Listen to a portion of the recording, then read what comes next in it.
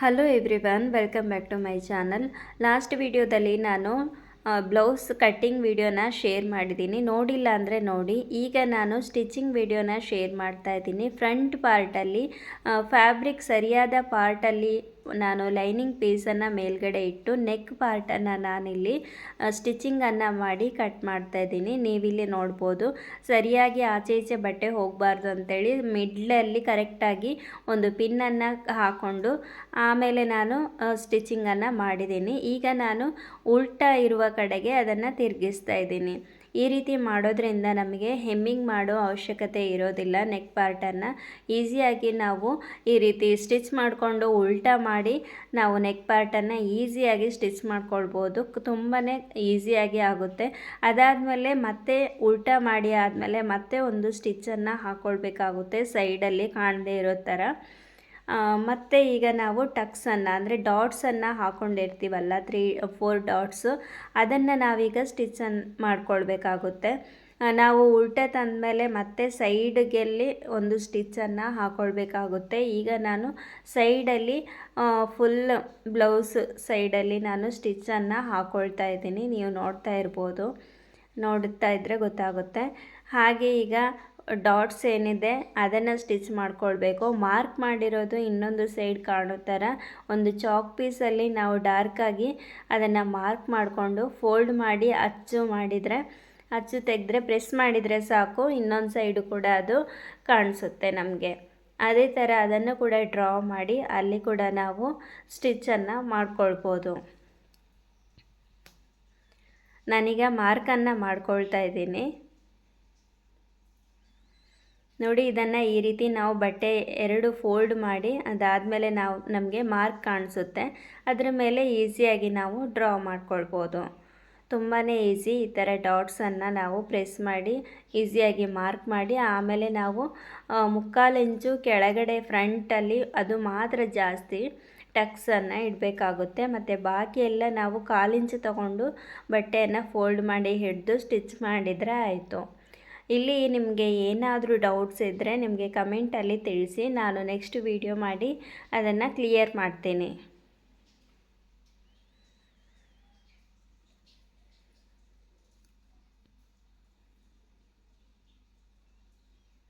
ಎಲ್ಲನೂ ಕರೆಕ್ಟಾಗಿ ನಾವು ಫೋಲ್ಡ್ ಮಾಡಿ ಹಿಡ್ಕೊಂಡು 1/4 ಇಂಚು ಎಲ್ಲಿ ಬರುತ್ತೆ ಅಲ್ಲಿ 1/4 ಇಂಚನ್ನು ಹಿಡ್ಕೊಂಡು ಆಮೇಲೆ 3/4 ಇಂಚು ಕೆಳಗಡೆ ನಾವು ಕ್ರಾಸ್ ಬೆಲ್ಟ್ ಇಡ್ತೀವಲ್ವ, ಅಲ್ಲಿ 3/4 ಇಂಚನ್ನು ಇಟ್ಕೊಳ್ತಾ ಇದ್ದೀನಿ ನಾನು.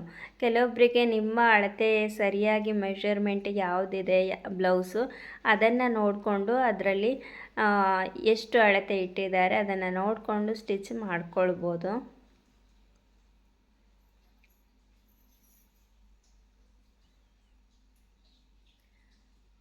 ಬ್ಯಾಕ್ ಪಾರ್ಟ್ ಸ್ಟಿಚಿಂಗ್ ಇರ್ಬೋದು, ಫ್ರಂಟ್ ಪಾರ್ಟ್ ಸ್ಟಿಚಿಂಗು, ಹಾಗೆ ಸ್ಲೀವ್ಸನ್ನು ಲಾಂಗ್ ಸ್ಲೀವ್ ಕಟ್ಟಿಂಗ್ ಇರ್ಬೋದು. ಎಲ್ಲ ಕಟ್ಟಿಂಗನ್ನು ನಾನು ಲಾಸ್ಟ್ ವಿಡಿಯೋಗಳಲ್ಲಿ ಶೇರ್ ಮಾಡಿದ್ದೀನಿ. ಯಾರಾದರೂ ನೋಡಬೇಕು ಅಂತ ಇದ್ದರೆ ನೋಡಿ, ಖಂಡಿತ ಈಸಿಯಾಗಿ ಹೇಳ್ಕೊಟ್ಟಿದ್ದೀನಿ. ಹಾಗೆ ಇವಾಗ ಟಕ್ಸ್ ಎಲ್ಲ ನಾನು ಸ್ಟಿಚ್ ಮಾಡಿ ಆಯಿತು. 2 ಸೈಡಲ್ಲಿ ಟಕ್ಸನ್ನು ನಾನು ಸ್ಟಿಚ್ ಮಾಡಿ ಆಗಿದೆ. ಇನ್ನು ಕ್ರಾಸ್ ಬೆಲ್ಟನ್ನು ನಾನು ಇದಕ್ಕೆ ಸ್ಟಿಚ್ ಮಾಡಬೇಕು. ಸೊ ಅದಕ್ಕೆ ಇವಾಗ ನಮಗೆ ಲೈನಿಂಗ್ ಪೀಸಲ್ಲಿ 2 ಲೇಯರ್ ಮಾತ್ರ ಸಿಕ್ಕಿರುತ್ತೆ. ಸೊ ಇನ್ನೂ 2 ಸರಿಯಾದ ಫ್ಯಾಬ್ರಿಕ್ ಇದ್ದು ಕರೆಕ್ಟಾದ ಪೀಸ್ 2 ಬೇಕಾಗುತ್ತೆ. ಹಾಗಾಗಿ ಅದನ್ನು ಉಳಿದಿರೋ ಪೀಸಲ್ಲಿ ಫೋಲ್ಡ್ ಮಾಡಿ ಅದರ ಮೇಲೆ ಈ ಒಂದು ಲೈನಿಂಗ್ ಪೀಸನ್ನು ಇಟ್ಟು ಕಟ್ ಮಾಡ್ತಾಯಿದ್ದೀನಿ.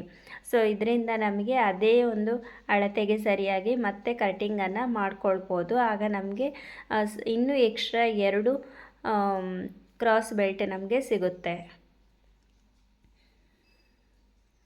ಇದನ್ನು ಹಿಂದುಗಡೆ ಸ್ಟಿಚ್ ಕಾಣದೇ ಇರೋ ಥರ ನಾವು ಸ್ಟಿಚಿಂಗನ್ನು ಮಾಡ್ಬೋದು. ಯಾವ ರೀತಿ ಮಾಡ್ತೀನಿ ಅನ್ನೋದನ್ನು ನಿಮ್ಮ ಜೊತೆ ತೋರಿಸ್ತೀನಿ. ಲೈನಿಂಗ್ ಪೀಸ್ ನಾವು ಕೆಳಗಡೆ ಇಟ್ಕೊಳ್ಬೇಕು. ಸರಿಯಾದ ಒಂದು ಫ್ಯಾಬ್ರಿಕ್ ಇದೆ ಅಲ್ವಾ, ಅದನ್ನು ಮೇಲ್ಗಡೆ ಬರೋ ಥರ ನಾವು ಸ್ಟಿಚ್ಚನ್ನು ಮಾಡಬೇಕಾಗುತ್ತೆ.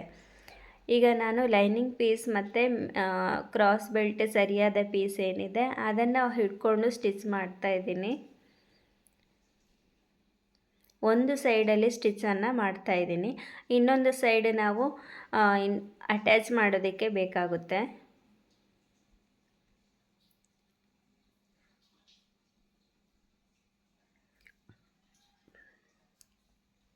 ಈಗ ನೋಡ್ತಾ ಇರ್ಬೋದು ನೀವು ನಾನು ಯಾವ ರೀತಿ ಅಟ್ಯಾಚ್ ಮಾಡ್ತಾ ಇದ್ದೇನೆ ಅಂತೇಳಿ.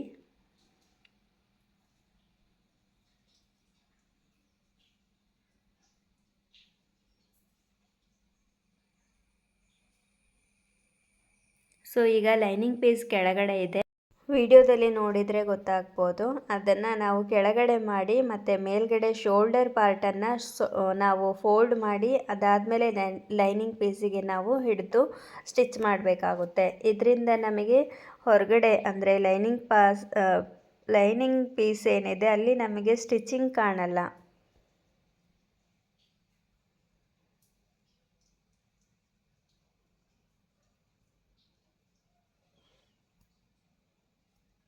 ನೋಡಿ ಎಷ್ಟು ನೀಟಾಗಿ ಬಂದಿದೆ ಅಂಥೇಳಿ. ಆಮೇಲೆ ಎಕ್ಸ್ಟ್ರಾ ಉಳಿದಿದ್ದನ್ನು ಸ್ವಲ್ಪ ಪೀಸನ್ನು ನಾವು ಕಟ್ಟಿಂಗನ್ನು ಮಾಡಿಕೊಳ್ಬೇಕು. ಈಗ ಬ್ಯಾಕ್ ಸೈಡಲ್ಲಿ ನೋಡ್ತಾ ಇರ್ಬೋದು ಒಂದು ಸ್ವಲ್ಪನೂ ಸ್ಟಿಚಿಂಗ್ ಮಾಡಿರೋದು ಕಾಣ್ತಾ ಇಲ್ಲ. ಹಾಗೆ ಎರಡು ಪಾರ್ಟನ್ನು ಸ್ಟಿಚಿಂಗನ್ನು ಮಾಡ್ಕೊಂಡಿದ್ದೀನಿ. ಈಗ ನಾನು ಹುಕ್ ಪಟ್ಟಿ ಮತ್ತು ಕಾಜಾ ಪಟ್ಟಿಯನ್ನು ಸ್ಟಿಚ್ ಮಾಡ್ತೀನಿ. ಸೊ ಅದರಿಂದ ಮೇನ್ ಫ್ಯಾಬ್ರಿಕ್ ಏನಿದೆ ಅದನ್ನೇ ತಗೊಂಡು ಸ್ಟಿಚ್ ಮಾಡೋದಕ್ಕೆ ಯೂಸ್ ಮಾಡ್ತೀನಿ ನಾನು. ಲೈನಿಂಗ್ ಪೀಸ್ಗಿಂತ ಮೇನ್ ಫ್ಯಾಬ್ರಿಕ್ ತುಂಬ ಚೆನ್ನಾಗಿ ಕಾಣುತ್ತೆ ಮತ್ತು ಬೇಗ ಅದು ಹರಿದೋಗೋ ಚಾನ್ಸಸ್ ಇರೋದಿಲ್ಲ. ಈಗ ನಾನು ಹುಕ್ಸ್ ಪಟ್ಟಿಗೆ 1 ಇಂಚಷ್ಟು ಕಟ್ ಮಾಡಿ ಸ್ಟಿಚ್ಚನ್ನು ಮಾಡ್ತಾಯಿದ್ದೀನಿ.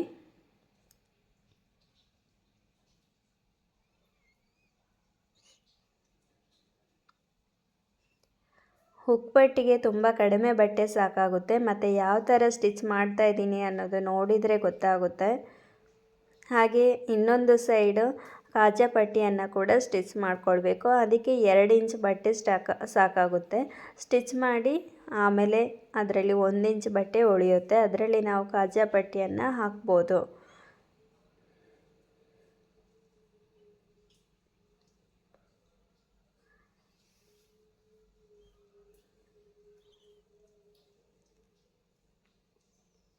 ಸ್ವಲ್ಪ 1/4 ಇಂಚ್ ಬರೋ ಥರ ನಾವಿದನ್ನು ಒಂದು ಸೈಡ್ ಸ್ಟಿಚ್ ಮಾಡ್ಕೊಳ್ತಾ ಇದ್ದೀನಿ. ಅದಾದಮೇಲೆ ಇಲ್ಲಿ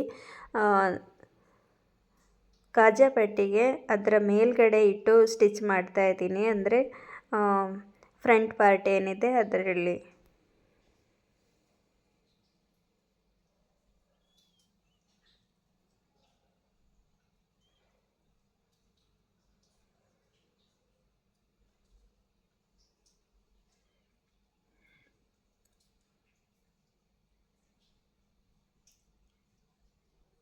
ಉಳಿದಿರೋ ಎಕ್ಸ್ಟ್ರಾ ಪಾರ್ಟನ್ನು ಕಾಣದೇ ಇರೋ ಥರ ನಾವು ಫೋಲ್ಡ್ ಮಾಡಿ ಅದಾದಮೇಲೆ ಸ್ಟಿಚ್ ಮಾಡ್ಕೊಳ್ಬೇಕಾಗುತ್ತೆ.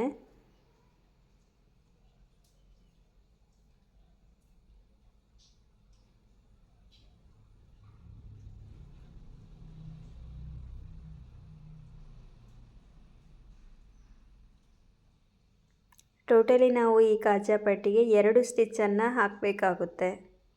ಈಗ ಫ್ರಂಟ್ ಪಾರ್ಟ್ ಫುಲ್ ಸ್ಟಿಚ್ ಮಾಡಿ ಆಯಿತು. ಹಾಗೆ ಬ್ಯಾಕ್ ಪಾರ್ಟ್ ಯಾವ ರೀತಿ ಸ್ಟಿಚ್ ಮಾಡ್ತೀನಿ ಅನ್ನೋದನ್ನು ತೋರಿಸ್ತೀನಿ. ಎಂಡ್ ಮಾಡ್ತೇನೆ ನೋಡಿ. ಹೊಸೊಬ್ಬರು ನೋಡ್ತಾ ಇದ್ದರೆ ಸಬ್ಸ್ಕ್ರೈಬ್ ಮಾಡಿ. ಈಗ ಬ್ಯಾಕ್ ಪಾರ್ಟ್ ಯಾವ ಥರ ಸ್ಟಿಚ್ ಮಾಡೋದು ಅನ್ನೋದನ್ನು ತೋರಿಸ್ತಾ ಇದ್ದೀನಿ. ನೀವಿಲ್ಲಿ ನೋಡ್ತಾ ಇರ್ಬೋದು. ಮೇಲ್ಗಡೆ ಶೋಲ್ಡರಿಂದ ಹಿಡಿದು ನೆಕ್ ಡೀಪ್ ಎಷ್ಟು ಬರುತ್ತೆ ಅಂತೇಳಿ ನೋಡಿಕೊಂಡು ಬೇಕಿದ್ದರೆ ಮತ್ತೊಮ್ಮೆ ಮಾರ್ಕ್ ಮಾಡ್ಕೊಳ್ಬೋದು ನಾವು. ಇಲ್ಲಿ ಜಸ್ಟ್ ಒಂದು 1/4 ಇಂಚಷ್ಟು ಮಾರ್ಕ್ ಸ್ಟಿಚಿಂಗ್ ಮಾಡೋದಕ್ಕೆ ನಾನಿಲ್ಲಿ ಬಿಡ್ತಾ ಇದ್ದೀನಿ. ಅದು ಅಷ್ಟನ್ನು ನಾವು ಬಿಟ್ಟರೆ ಸರಿಯಾಗಿ ಪರ್ಫೆಕ್ಟಾಗಿ ಒಂದು ನೆಕ್ ಡಿಸೈನ್ ಬರುತ್ತೆ. ಹಾಗೆ ಒಂದು ಸ್ವಲ್ಪ ಇದು ಬ್ರಾಡ್ ನನಗೆ ಇನ್ನೂ ಸ್ವಲ್ಪ ಬೇಕಂತ ಇತ್ತು. ಅಂದರೆ ನಾವು ಅಳತೆ ಬ್ಲೌಸನ್ನು ಹಿಡಿದು ನೋಡಿದಾಗ ಇನ್ನೂ ಸ್ವಲ್ಪ ಈ ಕಡೆ ಬರಬೇಕಿತ್ತು. ಹಾಗಾಗಿ ನಾನು ಎಕ್ಸ್ಟ್ರಾ ಪೀಸನ್ನು ಕಟ್ ಮಾಡಿಕೊಂಡೆ. ಈಗ ನಾನು ಮೇನ್ ಫ್ಯಾಬ್ರಿಕ್ ಮೇಲೆ ಈ ಲೈನಿಂಗ್ ಪೀಸನ್ನು ಇಟ್ಟು ನೆಕ್ ಪಾರ್ಟನ್ನು ನಾನು ಸ್ಟಿಚಿಂಗನ್ನು ಮಾಡ್ಕೊಳ್ತೇನೆ. ಆಮೇಲೆ ನಮಗೆ ಈ ಲೈನಿಂಗ್ ಪೀಸನ್ನು ಉಲ್ಟಾ ಹಾಕಿ ಮತ್ತು ನಮಗೆ ಅದು ಮೇನ್ ಫ್ಯಾಬ್ರಿಕ್ ಉಲ್ಟಾ ಇರುತ್ತಲ್ವ ಆ ಕಡೆ ಲೈನಿಂಗ್ ಪೀಸ್ ಹೋಗುತ್ತೆ.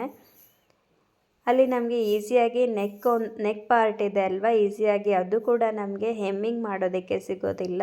ಈಸಿಯಾಗಿ ಸ್ಟಿಚ್ ಮಾಡ್ಕೊಳ್ಬೋದು.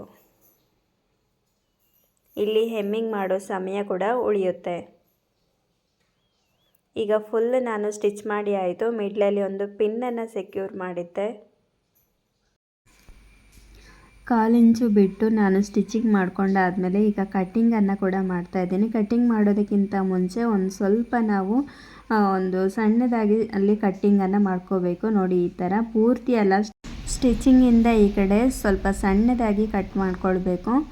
ತುಂಬ ಕೇರ್ಫುಲ್ಲಾಗಿ ಕಟ್ ಮಾಡ್ಕೊಳ್ಬೇಕು. ಪೂರ್ತಿ ಕಟ್ ಮಾಡಿದರೆ ಮತ್ತು ಫುಲ್ ನಾವು ಸ್ಟಿಚ್ ಮಾಡಿದ್ದು ವೇಸ್ಟ್ ಆಗುತ್ತೆ. ಸೊ ಕೇರ್ಫುಲ್ಲಾಗಿ ಮಾಡ್ಕೊಳ್ಬೇಕು. ಅದಾದಮೇಲೆ ನಾವು ಉಲ್ಟಾ ಮಾಡಬೇಕು. ಈಗ ನಾವು ಸೈಡಲ್ಲಿ ಒಂದು ಸ್ಟಿಚ್ಚನ್ನು ಹಾಕ್ಕೊಳ್ಬೇಕು. ಆಗ ಅದು ಕರೆಕ್ಟಾಗಿ ನಿಲ್ಲುತ್ತೆ.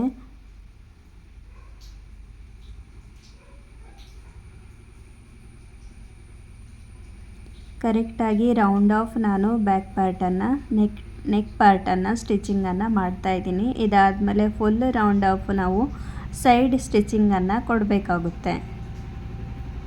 ಫುಲ್ ಸ್ಟಿಚ್ ಮಾಡಿ ಆಯಿತು. ನೆಕ್ ಪಾರ್ಟು ನೋಡ್ತಾ ಇರ್ಬೋದು. ಈಗ ಶೋಲ್ಡರಿಂದ ಹಿಡಿದು ಫುಲ್ ನಾನು ಸೈಡಲ್ಲಿ ಒಂದು ಸ್ಟಿಚ್ಚನ್ನು ಹಾಕ್ತಾಯಿದ್ದೀನಿ. ಇದು ಇಂಪಾರ್ಟೆಂಟಾಗಿ ಹಾಕಬೇಕು. ಇದಾದಮೇಲೆ ನಾವು ಇಲ್ಲಿಗೆ ಒಂದು ಸ್ವಲ್ಪ ಕಂಪ್ಲೀಟ್ ಆಗುತ್ತೆ. ಇದಾದಮೇಲೆ ನಾವು ಬ್ಯಾಕ್ ಪಾರ್ಟಲ್ಲಿ ಕೆಳಗಡೆ ಒಂದು ಹೆಮ್ಮಿಂಗನ್ನು ಮಾಡೋದಕ್ಕೆ ಅಲ್ಲಿ ಅರ್ಧ ಇಂಚು ಬಿಟ್ಟು ಬಟ್ಟೆನ ನಾವಲ್ಲಿ ಸ್ಟಿಚ್ ಮಾಡಬೇಕಾಗುತ್ತೆ. ಕ್ರಾಸ್ ಪಟ್ಟಿ ನೋಡ್ಬೋದು, ಒಂದು ಸ್ವಲ್ಪನೂ ಸ್ಟಿಚಿಂಗ್ ಕಾಣ್ತಾ ಇಲ್ಲ. ಈಗ ನಾನು ಫ್ರಂಟ್ ಪಾರ್ಟನ್ನು ಇಟ್ಟು ನೋಡ್ತಾ ಇದ್ದೀನಿ. ಬ್ಯಾಕ್ ಪಾರ್ಟಲ್ಲಿ ಎಲ್ಲಿಗೆ ಕರೆಕ್ಟಾಗಿ ಬರುತ್ತೆ ಅಲ್ಲಿಗೆ ನಾವು ಮಾರ್ಕ್ ಮಾಡಿಕೊಂಡು ಅಲ್ಲಿಗೆ ನಾವು ಒಂದು ಬೆಲ್ಟನ್ನು, ಅಂದರೆ ಬ್ಯಾಕ್ ಪಾರ್ಟಿಗೆ ನಾವು ಹೆಮ್ಮಿಂಗನ್ನು ಕೊಡಬೇಕಾಗುತ್ತೆ ಅಲ್ವಾ. ಕೆಳಗಡೆ ಸಪೋರ್ಟಿಗೆ ಒಂದು ಸ್ಟಿಚ್ಚನ್ನು ಮಾಡಬೇಕಾಗುತ್ತೆ. 1 ಇಂಚು ಬಟ್ಟೆಯನ್ನು ಇಟ್ಟು ಅಥವಾ 2 ಇಂಚು ಬೇಕಿದ್ದರೂ ಇಡ್ಬೋದು. 1 ಇಂಚು ಬಟ್ಟೆಯನ್ನು ತಗೊಂಡು ನಾನಿಲ್ಲಿ ಸ್ಟಿಚ್ ಮಾಡ್ತಾಯಿದ್ದೀನಿ.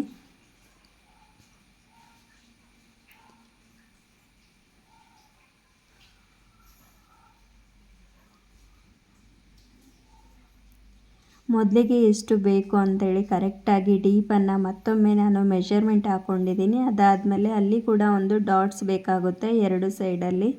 ಬ್ಯಾಕ್ ಪಾರ್ಟಲ್ಲಿ 2 ಸೈಡ್ ನಾವು ಟಕ್ಸನ್ನು ಹಾಕ್ಕೊಳ್ಬೇಕಾಗುತ್ತೆ 1/4 ಇಂಚ್ ಇಟ್ಟು. ಆಮೇಲೆ ಶೋಲ್ಡರ್ ಹತ್ರನೇ ಬರುತ್ತೆ. ಇದು ಕೂಡ 3.5 ಇಂಚು ಬರುತ್ತೆ. ಬೇಕಿದ್ದರೆ ಜಾಸ್ತಿ ಇಟ್ಕೋಬೋದು.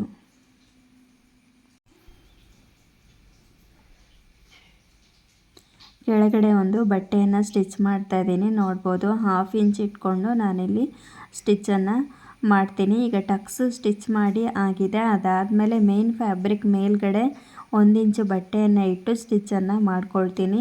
ಹಾಗೆ ಟಕ್ಸ್ ಎಲ್ಲಿ ಬರುತ್ತೆ ಅಲ್ಲಿ 1/4 ಇಂಚನ್ನು ಹಿಡಿಬೇಕಾಗುತ್ತೆ. ಇಲ್ಲಿ ಬಟ್ಟೆ ಸ್ವಲ್ಪ ಕಡಿಮೆ ಇತ್ತು, ಹಾಗಾಗಿ ಇನ್ನೂ ಒಂದು ಸ್ವಲ್ಪ ಎಕ್ಸ್ಟ್ರಾ ಬಟ್ಟೆಯನ್ನು ಸ್ಟಿಚ್ ಮಾಡಿಕೊಂಡೆ. ಬ್ಯಾಕ್ ಸೈಡಿಗೆ 1/2 ಇಂಚಿಗೆ ಮಾರ್ಕ್ ಮಾಡ್ತಾ ಇದ್ದೀನಿ ಸ್ಟಿಚಿಂಗೋಸ್ಕರ.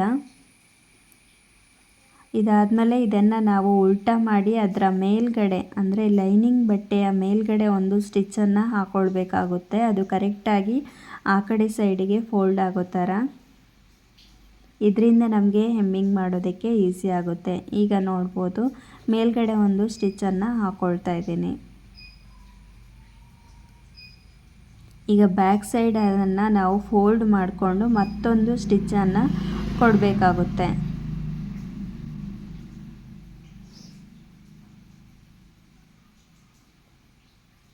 ಬ್ಯಾಕ್ ಪಾರ್ಟ್ ಸ್ಟಿಚಿಂಗ್ ಮುಗೀತು. ಇಷ್ಟೇ, ಇನ್ನು ಹೆಮ್ಮಿಂಗ್ ಮಾಡೋದಷ್ಟೇ ಬಾಕಿ ಇರೋದು. ಇವತ್ತಿನ ವಿಡಿಯೋದಲ್ಲಿ ಫ್ರಂಟ್ ಪಾರ್ಟ್ ಇರ್ಬೋದು, ಬ್ಯಾಕ್ ಪಾರ್ಟ್ ಇರ್ಬೋದು, 2 ಸ್ಟಿಚಿಂಗ್ ನಿಮಗೆ ಇಷ್ಟ ಆಗಿದರೆ ಒಂದು ಲೈಕ್ ಮಾಡಿ. ಹಾಗೆ ಫ್ಯಾಮಿಲಿ ಫ್ರೆಂಡ್ಸ್ ಜೊತೆಗೆ ಶೇರ್ ಮಾಡಿ. Thank you. Bye bye.